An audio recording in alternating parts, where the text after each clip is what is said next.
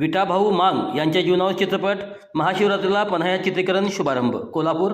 बॉलिवूडची लोकप्रिय अभिनेत्री श्रद्धा कपूर हिच्या आगामी विठाई या बहुचर्चित चित्रपटाचे चित्रीकरण कोल्हापूर जिल्ह्यातील मसाई पठारावर होणार आहे।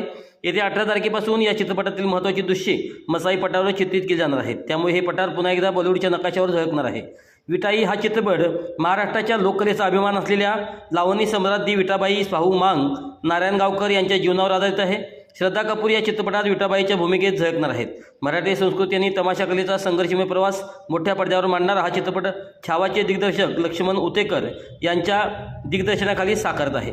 या चित्रपटाची निर्मिती दिनेश विजन करत असून योगीराज बागुल यांनी लिहिलेल्या विठाबाईचं आयुष्य या पुस्तकावर आधारित आहे।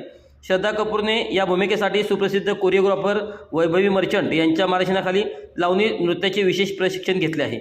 या चित्रपटातील काही दृश्यासाठी पन्हाळा आणि परिसरातील स्थानिक कलाकारांना प्रथम प्राधान्य देण्यात येणार असल्याचे उत्साहाचे वातावरण निर्माण झाले आहे। निसर्गरम्य पठार आणि ऐतिहासिक पार्श्वभूमीमुळे या दृश्यांना वेगळाच साथ चढणार आहे।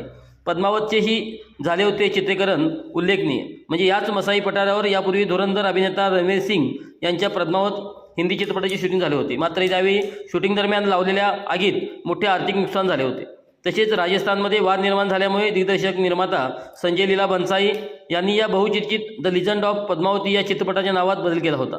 पन्हाळगड चित्रीकरणाचे माहेरघर, ऐतिहासिक आणि पौराणिक स्थान म्हणून पन्हाळगड प्रसिद्ध आहे।